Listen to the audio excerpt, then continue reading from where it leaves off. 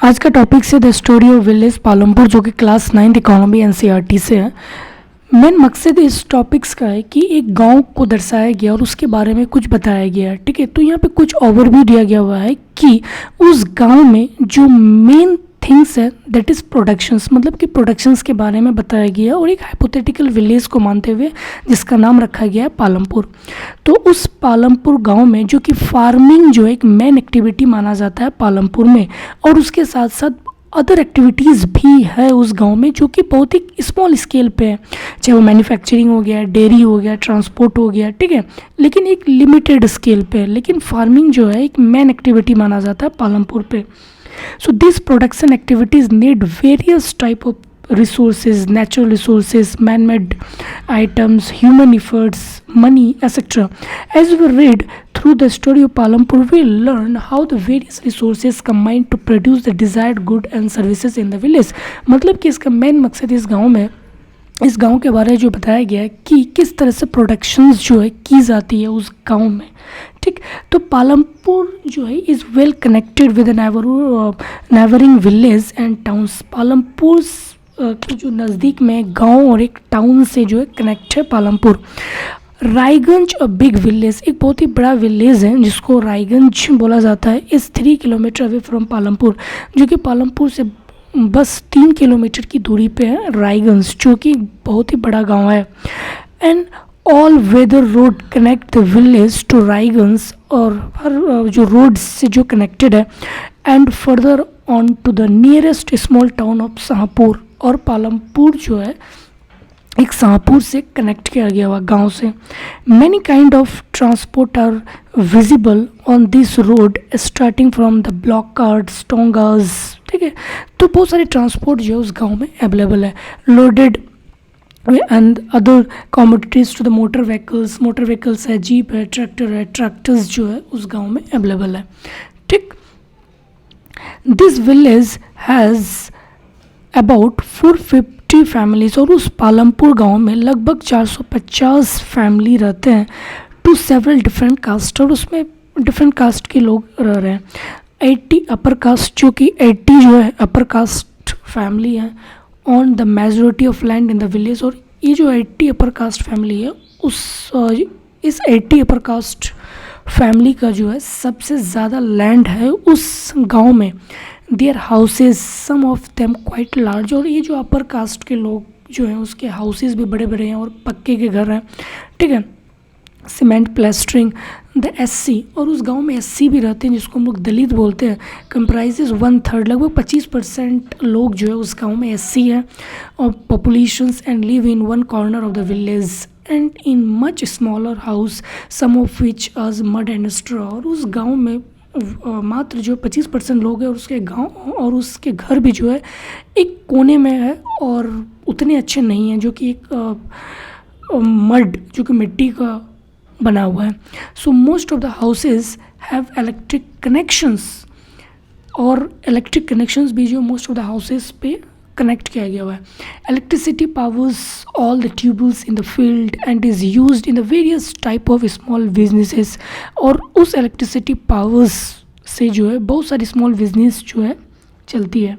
Palampur has 2 primary school, और उस गांव में 2 प्राइमरी स्कूल है और 1 हाई स्कूल है। There is a primary health centre run by the government, और उस गांव में एक प्राइमरी हेल्थ सेंटर भी है जो कि गवर्नमेंट के द्वारा चलाई जाती है। And 1 private dispensary where is the 6 are treated, और एक प्राइवेट जो डिस्पेंसरी है, ठीक है, जो कि प्राइवेट इंडिविजुअल्स के द्वारा चलाया जाता है। So the descriptions above shows that the Palampur has fairly well developed system of road, और यहाँ पे क्या है कि well developed system of road अच्छी है, transport, electricity, irrigation, school, health centres, ठीक है, ये सारी जो है अच्छी है उस गांव पालमपुर में। So the story of Palampur an imaginary village, ठीक है, ये क्या है, इमेजनरी विलेज माना है इस टॉपिक में, will take us through the different type of production activities in the village, और different types of productive activities जो उस गांव में की जाती है। In village across India farming is the main productive activity. हम लोग जानते हैं कि गांव देहात में जो है फार्मिंग जो कि एग्रीकल्चर सेक्टर्स वहाँ पे एक डोमिनेंट सेक्टर्स माना जाता है। The other production activities referred to as non farming activities. और उसके अलावा जो हम लोग नॉन फार्मिंग एक्टिविटीज़ भी करते हैं, जैसे कि स्मॉल मैन्युफैक्चरिंग हो गया, ट्रांसपोर्ट हो गया, शॉपकीपिंग हो गया। So we shall take a look at both this type of activities after learning a few general thing about the productions के बारे में लोग फिर इसके देखते हैं। So organization of productions, the aim of production is to provide the goods and services that we want। Main मकसद क्या होता है प्रोडक्शंस का कि हमें गुड एंड सर्विसेज को प्रोवाइड करवाता है। There are 4 requirement for productions. अगर आप किसी भी गुड्स को अगर आप प्रोड्यूस करते हैं तो उसके लिए आपको 4 थिंग्स की रिक्वायरमेंट होती है। पहला लैंड चाहिए, दूसरा लेबर, तीसरा फिजिकल कैपिटल। ठीक है, तो सबसे पहले उस चौथा ह्यूमन कैपिटल।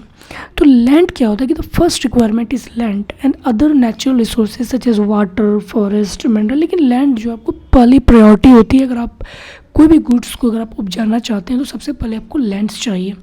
लैंड्स हो गया। अब सेकेंड प्रायोरिटी जो आपको लेबर भी तो चाहिए ना उस चीज़ को देखने के लिए, उस चीज़ को प्रोड्यूस करने के लिए। तो peoples who will do the work, some production activities requires highly educated workers to perform the necessary task. लेकिन कुछ वर्क्स ऐसे हैं जिसमें हाई स्किल्ड लेबर की ज़रूरत होती है।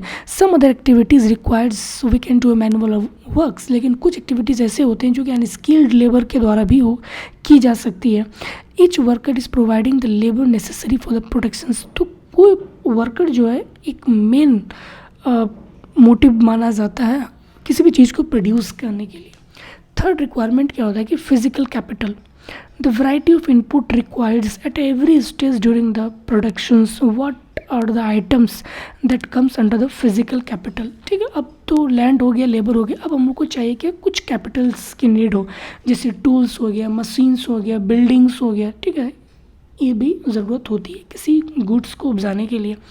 Tools and machinery range from the very simple tools such as a farmer's फुलअप, जैसे फार्मर्स फुलअप हो गया, सोफिस्टिकेटेड मशीन्स हो गया, टर्बाइन हो गया, कंप्यूटर्स हो जाएगा। तो tools, machines, building can be used in productions over many years. लेकिन ये सारे क्या होता है, इसको फिक्स्ड कैपिटल माना जाता है। ठीक है, क्योंकि आप जब इसको एक बार खरीद लेते हैं तो काफ़ी साल तक चलता है। ठीक है, तो इसीलिए इसको फिक्स्ड कैपिटल हम लोग माना जाता है। दूसरा देखते हैं कि raw material and money in hands. Productions requires a variety of raw material such as the yarn. आपको यार्न की ज़रूरत होगा, used by the weavers, and the clay used by the potters. जैसे पॉटर्स जो क्ले यूज़ होता है किसके, potters के द्वारा। Also some money is always required during the productions to make a payment and buy other necessary items. Raw material and money in hand are called the working capital. ठीक है, तो जैसे अगर आप कोई भी गुड्स को अगर आप बना रहे हैं तो उसके लिए क्या चाहिए, आपको रॉ मटेरियल चाहिए। रॉ मटेरियल अगर आपको चाहिए तो उसके लिए आपको क्या चाहिए, पैसे। क्योंकि अगर आपके पास मनी नहीं होगा तो आप रॉ मटेरियल को नहीं खरीद सकेंगे। तो इसीलिए रॉ मटेरियल और मनी जो है दोनों को मिला के हम लोग क्या बोला जाता है, वर्किंग कैपिटल है। ठीक है, so this is working capital. Unlike tools, machine and building, this are used in the production, जो कि प्रोडक्शंस में यूज़ किया जाता है। There is a fourth requirement too, you will need a knowledge. ठीक है, फोर्थ क्या होता है, नॉलेज। क्योंकि विदाउट नॉलेज आप किसी भी गुड्स को अच्छी तरीक़ा से अब उसको प्रोड्यूस नहीं कर सकते, मतलब कि एफिशिएंट वे से अब उसको प्रोड्यूस नहीं कर सकते अगर आपके पास उसके बारे में अगर नॉलेज ना हो तो। ठीक है, तो knowledge and enterprises to be able to put together land, labors and physical capital provide and outputs either to use yourselves or sell in the market। वही चीज़ जो है यहाँ पे लिखा गया है। तो इसीलिए चौथा जो है ह्यूमन कैपिटल जो है बहुत ही ज़रूरी माना जाता है किसी भी गुड्स को प्रोड्यूस करने के लिए। In this chapter identify the land, labours and fixed capital use in the productions. ठीक, उसके बाद हम लोग देखते हैं कि every productions is organised by the combining land, labour, physical capital and human capital. किसी भी प्रोडक्शंस, अगर आप किसी भी चीज़ को प्रोड्यूस करते हैं तो इन चीज़ों की आपको ज़रूरत होती है, लैंड, लेबर, फिजिकल कैपिटल और ह्यूमन कैपिटल। ये चारों जो अगर आपके पास होगा तभी आप किसी भी गुड्स को एफिशिएंट और लार्ज स्केल पे प्रोड्यूस कर सकते हैं, ठीक। Which are known as the factor productions, और जिसे हम लोग इकोनॉमी में एक नाम बोला जाता है कि this is called the factor of productions, ठीक है। अब हम लोग देखते हैं कि जो फार्मिंग जो पालमपुर में किया जाता है, तो सबसे पहले लैंड क्या होता है बेटे कि वहाँ पे फिक्स होता है। Farming is the main production activities in Palampur. जैसे हम पहले ही बताएं कि पालमपुर में जो है फार्मिंग एक मेन एक्टिविटी माना जाता है, और उस गांव में लगभग 75% of peoples who are working are dependent on farming for their livelihood. जो कि 75% लोग जो है क्या काम करते हैं, फार्मिंग करते हैं, ठीक है, अपने जो जीवन के लिए, ठीक है, लाइवलीहुड के लिए। So the would be a farmers और अ फार्म लेबरर, तो इसीलिए उसको फार्मर्स भी बोला जा सकता है या फिर फार्म लेबरर भी बोलते हैं, ठीक। So the well being of this peoples is closely related to production on this farms, but remember that there is a basic constraint in raising farms productions. Land area under cultivation is practically fixed, ठीक है। अगर आप किसी भी चीज़ को अगर produce करते हैं तो उसके लिए लैंड एरिया क्या होता है, फिक्स्ड होता है। तो 1960 में जो है पालमपुर में there has been no expansion in land areas पे उतनी एक्सपेंशंस नहीं होती थी फार्मिंग में, ठीक है। Under cultivations by then some of the wasteland in the village had been converted to cultivated. लेकिन 1960 के बाद जो है धीरे धीरे जो वेस्ट लैंड था पालमपुर पे, उसको कल्टिवेटेड लैंड पे कन्वर्ट किया गया। So there exist no further scope to increase farms productions by bringing a new land under the cultivations. लेकिन जो न्यू लैंड को लाया गया कल्टिवेशंस के अंडर पे, लेकिन वो उतने एफिशिएंट प्रोडक्शंस नहीं हो पाया वेस्ट लैंड पे, ठीक है, ठीक। अब दूसरा हम लोग देखते हैं, is there a way one can grow more from the same land, ठीक है। Is there a way one can grow more from the same land, is the kind of crop grown and facilitates available. Palampur woods resembles a village of the western part of the state of Uttar Pradesh. अभी भी जो है पालमपुर जो कि इस book में बताया गया है कि एक western part of the state Uttar Pradesh का जो एक वेस्टर्न पार्ट में एक गांव अवेलेबल है। All land is cultivated in Palampur. हर एक लैंड जो है, जो भी कल्टिवेटेड लैंड है वो एक क्या है, पालमपुर पे हर लैंड कल्टिवेटेड है। No land is left ideal, कोई भी बेकार के लैंड अवेलेबल नहीं है। ड्यूरिंग द रेनी सीजन, जो कि खरीफ के टाइम में फार्मर्स ग्रो ज्वार एंड बाजरा, जो कि वहाँ पे पालमपुर में अभी भी जो है ज्वार और बाजरा वहाँ पे उपजाते हैं। This plants are used as cattle feed, ठीक है, इसको cattle feed. It is followed by cultivation of potatoes between the October and December. अक्टूबर और दिसंबर के मंथ के बीच जो है पोटैटो की खेती की जाती है पालमपुर पे। इन द विंटर सीजन्स, अगर विंटर सीजन्स की बात करें जिसको हम रवि बोलते हैं, field are sown with wheat वहाँ पे उपजाई जाती है ज़्यादा पैमाने पे। From the wheat produce farmers keep enough wheat for the family consumptions and sell the surplus of wheat at the market at Raiganj. और उस पालमपुर में रबी सीजन्स के टाइम में जो भी फार्मर्स विट को उपजाता है तो कुछ वीट अपने कंजम्पशंस के लिए रख देता है और कुछ वीट्स जो है अपने वहाँ पे रायगंज पे जो है उसको बेच देते हैं वीट को, और उससे मनी अर्न करते हैं। A part of the land area is also devoted to a sugar cane. कुछ लैंड जो है शुगर कैन के लिए भी डिवोटेड की जाती है, which is harvested once a year, जो कि साल में एक ही बार की जाती है। Sugar can in its raw forms, ठीक है, is solid traded in Shahpur. The main reasons why farmer are able to grow 3 different crops in a year in Palampur, क्यों फार्मर जो है 3 डिफरेंट क्रॉप्स लगाता है पालमपुर में, is due to the well developed system of irrigation. क्योंकि वहाँ पे इरीगेशंस जो है वेल डेवलप्ड है, इसीलिए फार्मर्स जो है एक साल में 3 क्रॉप्स को उपजाता है। Electricity came early to Palampur, और पालमपुर में जो इलेक्ट्रिसिटी सबसे मतलब पहले ही आ चुकी थी। Its major impact was to transport the system of irrigations, ठीक है। Persian wheels were till then use by the farmers to draw waters from the wells and irrigate small fields. People saw that the electric run tubewells could irrigate much large area of land more effectively. और जब electricity आ गया तो अब उससे जो है ज़्यादा land effectively produce हो रहा है। So the first few tubewells were installed by the government. तो जब ट्यूबल्स इंस्टॉल किया गया था पालमपुर में तो सबसे पहले गवर्नमेंट के द्वारा वहाँ पे इंस्टॉल किया गया था। फर्स्ट फ्यू ट्यूबल्स, कुछ ट्यूबल्स जब आया था पालमपुर में तो किसके द्वारा?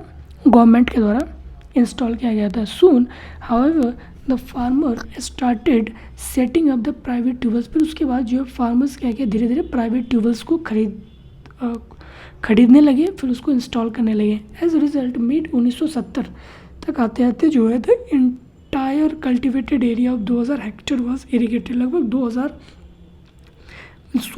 200 हेक्टेयर्स को जो है इरीगेट किया गया 1970 में। ठीक, not all village in India have such high level of irrigation. लेकिन आज भी जो है इंडिया में हर गांव में जो भी जहाँ खेती की जाती है वहाँ इरीगेटेड लैंड नहीं मिल पाती है। Apart from the riverine plain coastal regions in our country are well irrigated. In contrast, plateau regions such as the Deccan Plateau have a low level of irrigation. हम लोग सब जानते हैं कि जो डेक्कन प्लेट्यू में वहाँ पे low level of irrigation available है। Of the total cultivated area in the country a little less than 40% is irrigated even today. In the remaining areas, farming is largely dependent on rainfall. Okay, जो कि rainfall पे dependent है। आज भी लोग जो है जो कि रेनफॉल पे डिपेंडेंट रहते हैं। To grow more than one crop one piece of land during the year is known as a multiple crop. अगर आप एक ही खेत के अंदर में एक से ज़्यादा क्रॉप को अगर उपजाते हैं एक साल के अंदर में तो उसको हम लोग बोला जाता है मल्टीपल क्रॉपिंग। ठीक है, it is the most common way of increasing productions on a given piece of land. और ये क्या बताता है कि हमारे प्रोडक्शंस को बढ़ाता है। All farmers in Palampur grow at least 2 man crops. और पालमपुर में जो है हर फार्मर्स कम से कम 2 क्रॉप्स तो उपजाता है एक साल के अंदर में। Many are growing potatoes as the third crops. और बहुत कोई जो है पोटैटोज भी तो थर्ड क्रॉप्स लगा देता है in the past 15 to 20 years. ठीक, उसके बाद देखते हैं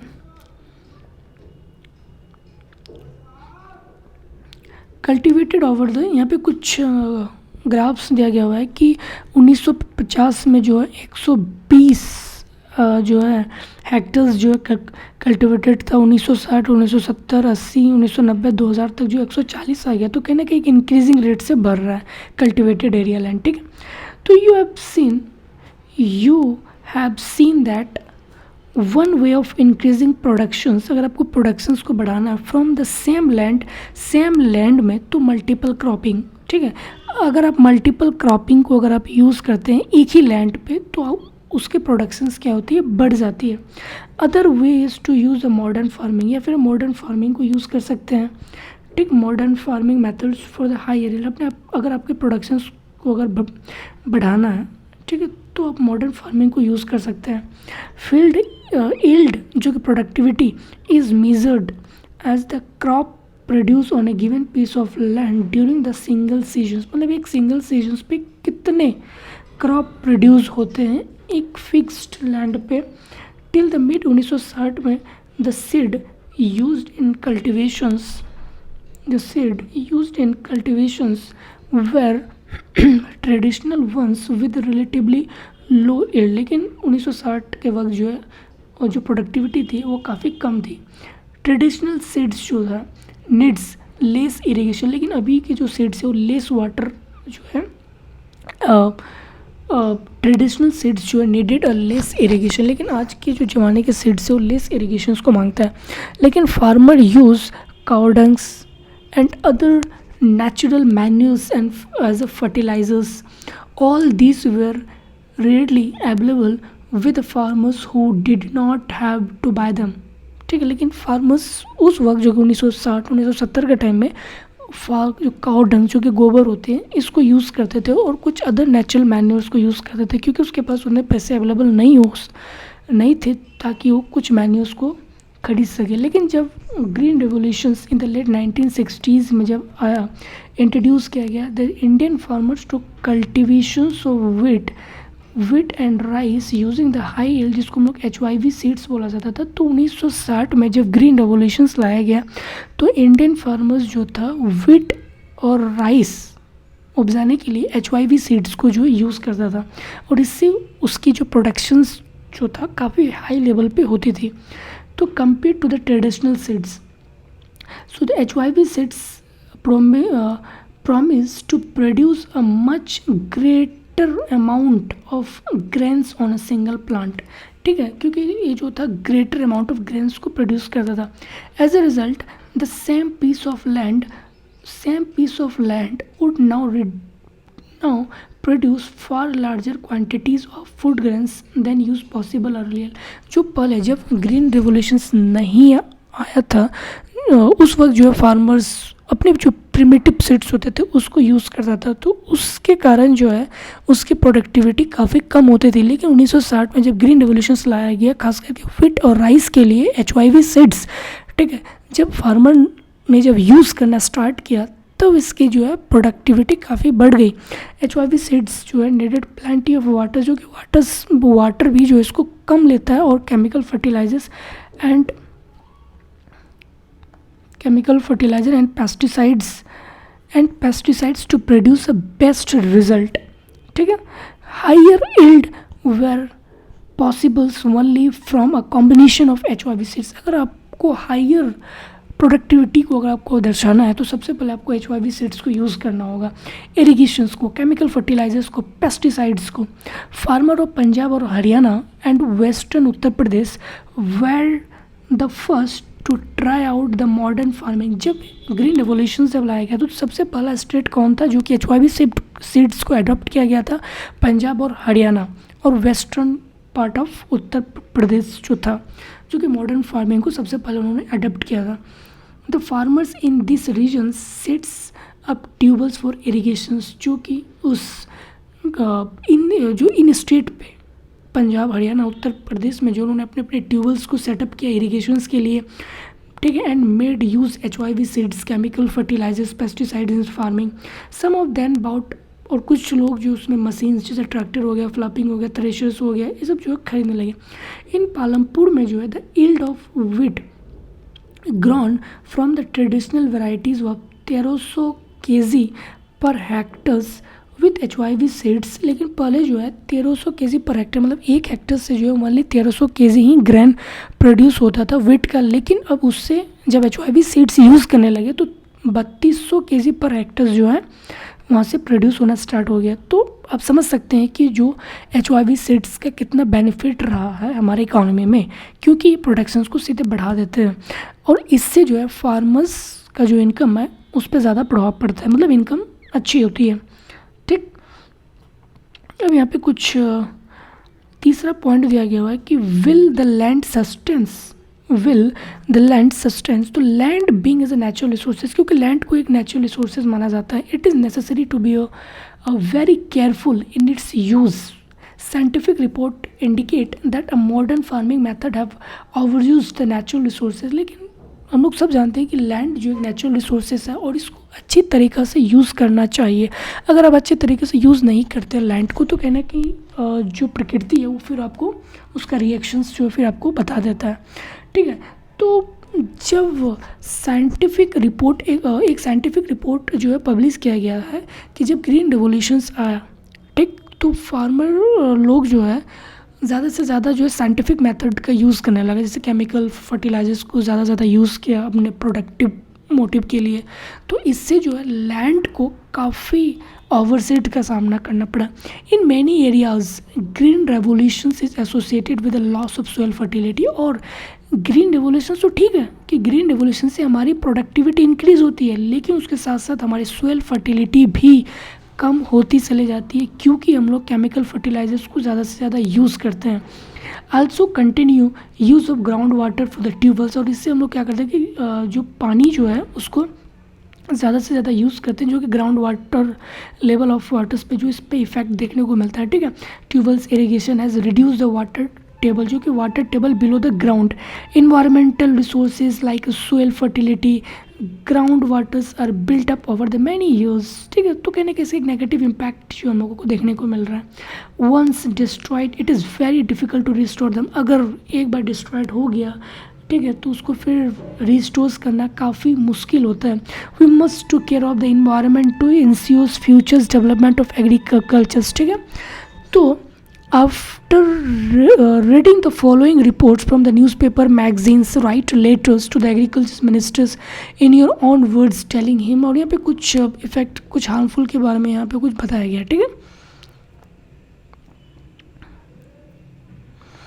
अब हम देखते हैं कि how land distributed between the farmers of Palampur, किस तरीक़ा से जो है लैंड को डिस्ट्रीब्यूट किया गया है पालमपुर में लोगों के बीच, जो कि फार्मर्स लोगों के बीच। ठीक है, so you must have realised how important land is for farming. हमको पता है कि लैंड जो है कितनी इंपॉर्टेंट होता है फार्मिंग के लिए, क्योंकि अगर लैंड ही नहीं रहेगा तो फार्मिंग होगा ही नहीं। Unfortunately not all the people engaged in agriculture, लेकिन हम सब जानते हैं कि हर एक लोग, मतलब 100% जो है लोग एग्रीकल्चर से जुड़े हुए नहीं रहते हैं, बल्कि 70-75% लोग ही एग्रीकल्चर सेक्टर से जुड़े हुए रहते हैं। ठीक है, unfortunately not all the people engaged in agriculture have sufficient land for the cultivations. ठीक है, unfortunately not all the people engaged in agriculture have sufficient land for the cultivations, लेकिन कुछ लोगों के पास लैंड ही नहीं है कल्टिवेशंस के लिए। In Palampur about 1/3 of the 450 families are landless, लगभग 1/3 मतलब 25%, जिसमें से 450 फैमिलीज ऐसे हैं जो कि लैंडलेस है, जो कि लैंड ही नहीं है पालमपुर में, और 150 फैमिलीज जो है मोस्ट ऑफ देम दलित, और उसमें से जो है लगभग 150 जो है दलित है, have no land for the cultivation, जिसके पास तो कुछ लैंड नहीं है। 450 में से जो 150 लोग जो कि दलित है, जिसके पास लैंड ही नहीं है कल्टिवेशंस के लिए। ठीक,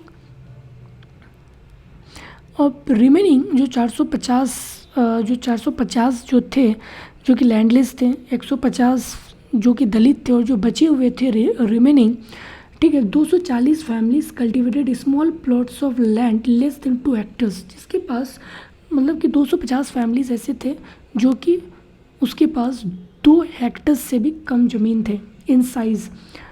कल्टिवेशंस of such plots does not bring adequate income to the farmers families, और ये जो लैंड थे उसके पास 2 हेक्टर से भी कम, उसके लिए उतना इनकम जनरेट नहीं हो पाती थी ताकि वो अपने फैमिलीज़ को अच्छे से देख सके। लेकिन 1960 में Govind was a farmers with 2.25 hectares of largely unirrigated lands. Govind नाम का एक आदमी था, 1960 में इसको बताया गया है कि उसके पास 2.25 हेक्टर्स का जो है लैंड था, जो कि अनइरिगेटेड लैंड था। With the help of his 3 sons, जो कि उसके 3 बेटे की मदद से Govind cultivated the land, Govind जो है लैंड को कल्टिवेटेड करता था। दाउ they didn't live very comfortable. The family managed to fit itself with a little bit of extra income from the one buffalo that the family possessed. और उसके पास एक buffalo था, उससे जो है उसकी गुजारा होता था।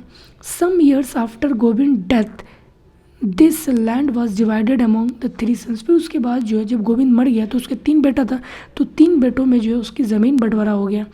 Each one now has a plot land that is only 0.75 hectares in size, और हर एक बेटा को जो है 0.75 हेक्टर्स मिला।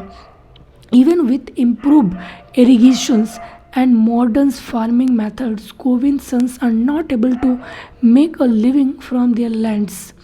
They have looked to additional works during the part of the 1 year. ठीक है, so you see the large number of small plot scatters around the village in the pictures, जो कि लैंड जो है क्या होगा, अब स्कैटर्स हो गया, और जाहिर सी बात है कि जब लैंड स्कैटर्स होती है तो जो उसके प्रोडक्शंस जो है वो घट जाती है।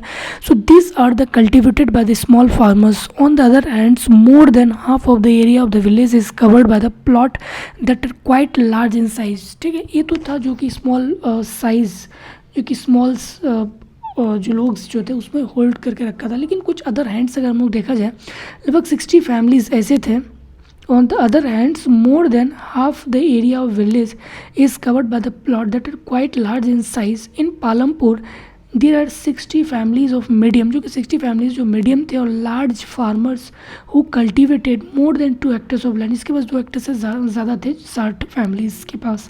A few of large farmers have land extending over the 10 hectares or more. कुछ लोग ऐसे थे जो कि 10 hectares से भी क्या थे, ज़्यादा थे.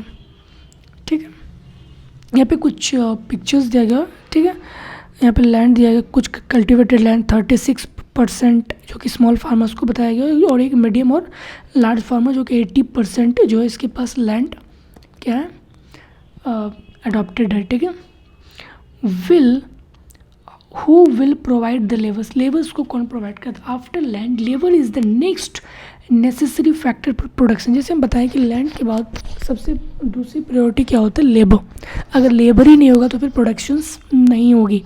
तो farming requires a great deal of hard work. ठीक है, आपको फार्मिंग अगर करना है तो उसके लिए आपको क्या करना पड़ेगा? हार्ड वर्क्स करना होगा. Small farmers along with their families cultivate their own land.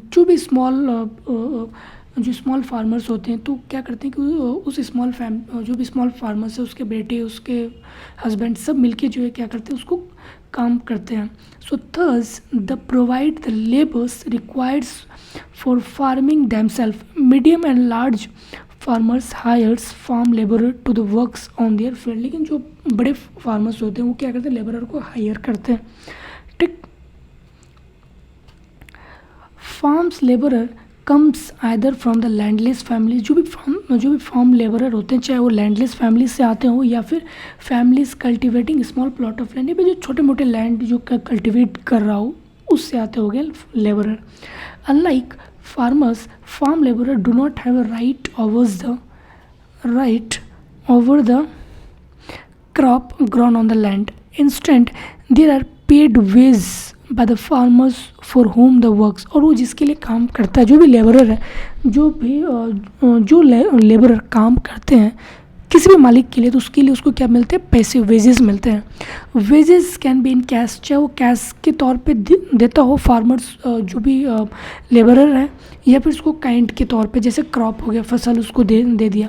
Sometimes labourer gets meals also. कभी कभी जो लेबरर को मील्स भी दे दिया जाता था. वेजेस जो है very widely from the reasons two reasons. लेकिन वेज जो है, कोई भी लेबरर अगर किसी भी बिग फार्मर के वहाँ अगर काम करता है तो अधिकतर जो है कैश नहीं देता है, बल्कि उसको कुछ क्रॉप्स दे दिया, कुछ जो अलग अलग टाइप्स के जो उसको कुछ काइंड्स दिया करता था. ठीक, crop to crop, from one farms to activity to the another. ठीक है, so there is also wide variation in the duration of employment. और जो लेबरर जो था जो है वो अनएम्प्लॉयमेंट को भी जो उसको फेस करना पड़ता था. एक farm labourer might be employed on a daily basis. ये भी हो सकता था कि जो लेबरर है उसको डेली एम्प्लॉयमेंट मिल सके, या फिर ये भी होता था कि वो अनएम्प्लॉयड रह जाते थे कभी 2 मंथ 3 मंथ, क्योंकि जब हार्वेस्टिंग होगा तभी तो लोगों का जो भी लेबरर है उसको एम्प्लॉयड होगा. ठीक है, लेकिन जब हार्वेस्टिंग के टाइम नहीं होता था या फिर सॉइंग के टाइम में तो अनएम्प्लॉयड रह जाते थे. तो यहाँ पे डाला जो है कुछ बताया गया डाला के बारे में. डाला is a landless farms labourer who work on A daily ways in Palampur. जो कि डेली वेज जो है पालमपुर में वो काम करता है. This means he must regularly look for works. जो कि वो हर रोज़ जो वर्क को खोजता है कि कहीं ना कहीं काम उसे मिल जाए. तो minimum ways for a farms labourer set bye the government is 60 rupees per day. लेकिन गवर्नमेंट के द्वारा जो एक सेटअप किया गया है कि कम से कम एक दिन में 60 रुपीज़ लेबरर को मिलनी चाहिए अगर वो काम करता है तो. लेकिन डाला को जो है ओनली 35 से 40 रुपया ही मिलता था. So there is a heavy competitions for works. लेकिन वहाँ पे क्या था कि लेबरर काफ़ी ज़्यादा था और वर्क कम था, सप्लाई ज़्यादा था और डिमांड काफ़ी कम था. ठीक है, तो इसीलिए उसका प्राइस जो था घट ज़्यादा था. हैवी कॉम्पिटिशन्स था for the works among the farms laborer in Palampur. So peoples agree to works for a lower wages. ठीक है, क्योंकि वहाँ पे काफ़ी ज़्यादा कॉम्पिटिशन्स था और कॉम्पिटिशन्स होने के कारण जो वहाँ पे लोअर वेजेस में भी जो लोग राज़ी हो जाते थे काम को करने के लिए. Dala complains about his situations to the Ramakali who is another farm labour, जो कि डाला ने कंप्लेन भी किया था रामाकली को, जो कि अनदर फार्म लेबरर है। Both Dala and Ramkali among the poorest people in the village, जो कि बहुत ही गरीब था उस पालमपुर गांव में। ठीक है। The capital needed in farming, जैसे हम दूसरा खत्म हो गया, तीसरा लोग देखते हैं कि कैपिटल बहुत ही ज़रूरी माना जाता है किसी भी गुड्स को प्रोड्यूस करने के लिए। ठीक है, क्योंकि अगर कैपिटल ही नहीं रहेगा तो आप उसको एक एक्सटेंसिव मोटिव पे प्रोड्यूस नहीं कर सकते हैं, क्योंकि आज के टाइम में क्या है कि सारी चीज़ जो मॉडर्नाइज हो चुका है, और अगर आप मॉडर्नाइज कैपिटल को यूज़ करते हैं तो उससे ज़्यादा प्रोडक्टिविटी बढ़ती है। तो कैपिटल नीडेड इन फार्मिंग, ठीक है, कैपिटल ज़रूरत पड़ती है फार्मिंग के time. You have already seen that the modern farming method require a great deal of capital, so that the farmers now needs more money than before. Most small farmers have to borrow money to arrange for the capital. लेकिन उस गांव में कुछ जो small farmers, कुछ तो नहीं बल्कि अब मोस्ट यहाँ पे दिया गया हुआ है कि मोस्ट स्मॉल फार्मर्स जो है कुछ पैसे को बोरो करके, जो बड़े फार्मर्स होते थे या फिर जो मनी लॉन्डर जो पैसे देते थे उस गांव में, तो उससे लेके उससे बोरो करके जो है अपने कैपिटल्स को खरीदता था। They borrow from a large farmers, जो कि बोरो करते थे लार्ज फार्मर्स से या फिर मनी लैंडर्स से या फिर ट्रेडर्स से, जो कि various inputs supply, various inputs for the cultivations के लिए जो कि वेरियस इनपुट्स को सप्लाई कर सके। So the rate of interest on such loan is very high. और जो स्मॉल फार्मर्स जो लोन लेते थे इस बड़े बड़े फार्मर्स से, इस पर रेट ऑफ इंटरेस्ट क्या था, काफ़ी ज़्यादा था इस लोन पे। They are put to a great distress to repay the loan. ठीक है, अगर कोई भी स्मॉल फार्मर्स अगर लोन को रीपे नहीं कर पाता था तो उसको काफ़ी डिस्ट्रेस का सामना करना पड़ता था। ठीक है, तो एक सविता जो है एक स्मॉल फार्मर, सविता के बारे में बताया गया जो कि पालमपुर में रहती थी। Savita is a small farmer, she plans to cultivate wheat on her 1 hectare of land. उन्होंने सोचा कि हम 1 हेक्टर ऑफ लैंड पे जो है उपजाएंगे वीट को। Beside seeds, fertilisers and pesticides, she need cash to buy water and repair her farms instrument. और उस फार्म्स इंस्ट्रूमेंट उसको रिपेयर्स और फर्टिलाइजर्स पेस्टिसाइड्स की उसको ज़रूरत थी। तो she estimate that the working capital itself would cost minimum of 3,000। लगभग उन्होंने सारी चीज़ को जोड़ के देखा तो लगभग 3,000 का कॉस्ट उसको लग रहा था। तो she does not have the money, लेकिन उसके पास पैसे नहीं थे। So she decided to borrow from the Tejpal Singh. तो उन्होंने तेजपाल सिंह के पास गई और तेजपाल सिंह से उन्होंने पैसे मांगने लगे कि प्लीज़ आप मुझे कुछ जो है लोन दीजिए ताकि मैं अपने लैंड पे जो है वीट को उपजा सकूं। तो तेजपाल सिंह तो एग्री हो गए to give Savita the loan at an interest rate of 24%। 24% दिया फॉर 4 मंथ, 4 महीने के लिए उन्होंने जो है एग्री हुआ, which is a very high rate of interest, काफ़ी हाई रेट ऑफ इंटरेस्ट था। Savita also have to promise to work on his field, और सविता जो प्रॉमिस भी किया है कि उसके फील्ड में जो है काम करेगी एज अ फार्म लेबरर के तौर पे during the harvest seasons at a 35 rupees उसको पर डे मिलेगी। ठीक है, as you can tell this wage is quite low. क्या आप मानते हैं कि ये जो वेज जो कि दिया जा रहा है 35 रुपीज़ पर डे काफ़ी लो है या नहीं है? Savita knows that she will have to work very hard to complete harvesting on her own field and then for a farms labourer for the Tejpal. जो सविता को पता थी कि उसके लिए काफ़ी ज़्यादा कॉम्पिटिशन्स हैं, ठीक है, तो उसको सबसे पहले अपने जो उसका लैंड था उसको हार्वेस्टिंग करना है, फिर उसके बाद जो भी टाइम बचेगा फिर तेजपाल के वहाँ जाना है क्योंकि कॉन्ट्रैक्ट में साइन हो चुका है। ठीक है, तो the harvest time is a very busy time, काफ़ी बिजी टाइम होता है। As a mother of the 3 children she has a lot of household responsibility. उसके 3 बच्चे थे और उसके पास काफ़ी रिस्पॉन्सिबिलिटीज़ थे। ठीक है, लॉट ऑफ रिस्पॉन्सिबिलिटीज़ होते, तो Savita agree to this tough condition as she know getting a loan is difficult from a small farmer। तो सविता को पता था कि लोन तो अगर बैंक के पास जाएंगे तो लोन नहीं दे देगी विदाउट कोलेट्रल, क्योंकि कोई भी बैंक जो है आपको विदाउट कोलेट्रल नहीं देती है उस वक्त के टाइम में, ठीक है। तो सविता ने एग्री हो गया कि ठीक है, हम जो है तेजपाल को रिपे कर देंगे। In contrast to the small farmers, the medium and large farmers have their own saving from their farmings, ठीक है। और जो बड़े बड़े फार्मर्स होते थे तो उसका जो सेविंग होता ही था फार्मिंग से। They are thus able to arrange for the capital needed. How do this farmers have their own savings? You should find the answer to the next sessions, ठीक है। उसके बाद sales of surplus farms product. Let us suppose that the farmers have produce wheat on their land, ठीक है। अगर farmers produce कर रहा है वीट को अपने लैंड पे using the three factor productions, the wheat is harvested and production is completed. What do the farmers do with wheat? क्या करेगा भाई इसको वीट के साथ? They return as a part of the wheats for the family consumption. कुछ wheat तो अपने consumption के लिए रखेंगे और कुछ वीट्स जो कि सरप्लस वीट होंगे उसको मार्केट में बेच दिया करेंगे, ठीक है। तो small farmers like Sabita and Govind sons have little surplus wheat. लेकिन जो कि स्मॉल फार्मर्स हैं, सबिता हो गया, गोविंद हो गया, इसके पास बहुत ही स्मॉल सरप्लस, एक little surplus wheat, because their total production is small, क्योंकि इसका टोटल प्रोडक्शन स्मॉल है। From this is substantial share is kept for their own family needed, क्योंकि उसको अपने फैमिली नीड्स को भी तो देखना है। So it is the medium and large farmers who supply wheat to the market. जो कि बड़े बड़े फार्मर्स, जो मीडियम फार्मर्स होते थे, वही मार्केट पे अधिकतर क्या करते थे? सेल्स करते थे वीट को। So you can see the bullock cart streaming into the market each carrying loads of wheat. जो कि वीट्स को ट्रांसपोर्ट का यूज़ होता था, जो कि ब्लॉक कार्ट के जरिए जो वीट्स को मार्केट तक पहुँचाया जाता था। The traders at the market buy the wheat and sell it further to a shopkeepers in the towns and cities। भी उसके बाद धीरे धीरे जो है डिस्ट्रीब्यूट होते थे wheat का, ठीक।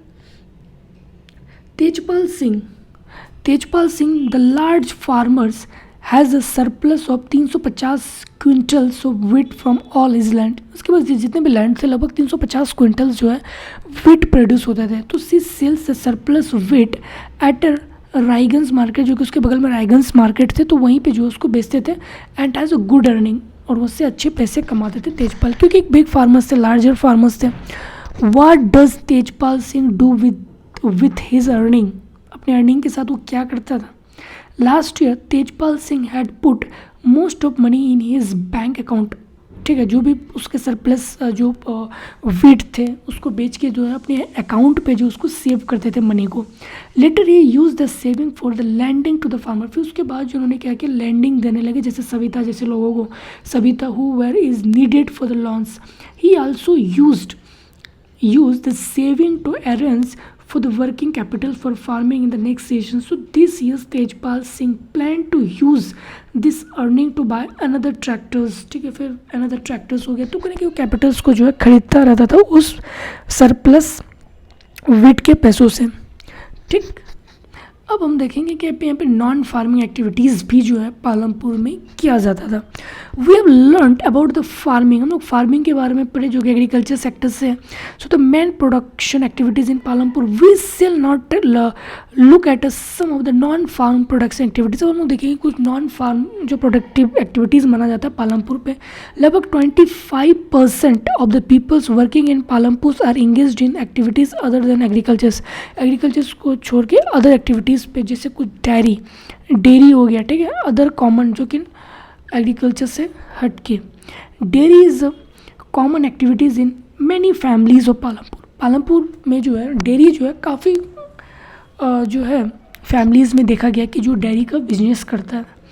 People feed there buffaloes on the various kind of grass, अपना बफेलोज को जो है ग्रास खिलाता है, and jowars and bajra and grow during a rainy season. The milk is sold in Raiganj, और जो भी उससे जो डेयरी जो दूध जो भैंस से जो निकलता था उसको रायगंज मार्केट में बेचता था नियर बाय लार्ज विलेज, जो कि बड़े विलेज था। 2 traders from a Sahapur town have at set up collections cum chilling centers at Raiganj from where the milk is transported so too far away towns and cities, फिर धीरे धीरे जो अपने business को क्या करने लगे, एक्सटेंड करने लगे अदर सिटीज़ और अदर टाउन्स पे। ठीक है, तो यहाँ पे कुछ डाटा दिया गया हुआ है कि लुक एट द 3 फार्मर्स, जो कि 3 फार्मर्स का दिया गया है, each has grown the wheat on his land though the production is difficult. Columns, यहाँ पे कुछ कॉलम्स जगह ईयर 1 ईयर 2, द प्रोडक्शन जो है 100, फिर 120, कंजम्पशन 40 40 40, ठीक है, सरप्लस 60, ठीक है, बस एक डाटा आपको शो कर रहा है जो कि ये ईयरली बेसिस पे दिया गया हुआ है। ठीक है, उसके बाद आपको दिया गया है an example of small scale manufacturing in Palampur. ठीक है, कुछ स्मॉल स्केल मैन्युफैक्चरिंग्स के बारे में बताया गया पालमपुर पे। At present less than 50 peoples are engage in manufacturing in Palampur. 50 people से भी कम जो कि इंगेज है मैन्युफैक्चरिंग सेक्टर्स जो कि पालमपुर में। Unlike the manufacturing that takes place in the big factories in the towns and cities, manufacturing in Palampur involves a very simple production method, क्योंकि बहुत ही सिंपल प्रोडक्शन मेथड्स को यूज़ करता था and are done on a small scales. Palampur में जो होती थी, they are carried out mostly at a home और in the field with the help of family labourer, rarely at a labourer hired. ठीक है, अब हम देखते हैं कि shopkeepers of Palampur, people involved in trade exchange of goods are not many in Palampur. The traders, जो भी ट्रेडर्स होते थे पालमपुर पे, shopkeepers who by various goods from the wholesalers. Wholesale sellers से जो है बहुत सारे गुड्स को खरीदता था। ठीक है, होलसेलर मार्केट से in the cities and sell them in the village, और उससे क्या करता था, मार्केट पे उसको बेचता था। ठीक है, शॉपकीपर्स लोग। So you will C small जो जनरल स्टोर्स होता है इन the village selling a wide range of items like rice, wheat, sugar, T, well, biscuits, shop, toothpaste, ये सारे सामान जो बेचते थे, जो कि शॉपकीपर्स पालमपुर में जो थे वो जो उसके नियर में जैसे रायगंज हो गया और जो भी टाउन सिटीज़ थे, तो उससे सामान खरीद के लाके जो है गाँव में बेचते थे। A few of these families whose houses are close to the bus stand have used as a part of the space to open small shops. ठीक है, और कुछ लोगों का घर जो बस स्टैंड के पास ही होता था और वहाँ पे स्मॉल शॉप्स का दुकान जो है वो चलाते थे। चौथा, ट्रांसपोर्ट, जो कि फास्ट डेवलपिंग सेक्टर्स है transport. These are the variety of vehicles on the road connecting Palampur to Raiganj, जो कि पालमपुर से रायगंज जो चलती थी, बहुत सारे रोडवेज से जो इसमें कनेक्टेड थे, जो मतलब रोडवेज पे बहुत सारी चीज़ जो है चलते थे, जैसे रिक्शा वाला हो गया, टोंगा वाला हो गया, जीप हो गया, ट्रैक्टर हो गया, ट्रक ड्राइवर्स हो जाएगा, people driving the traditional blocks, carts. ठीक है, ये सारे जो है वहाँ पे चलते थे इस ट्रांसपोर्ट्स में।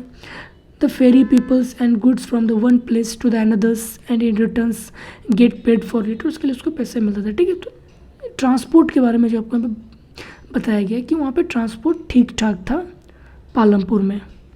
ठीक,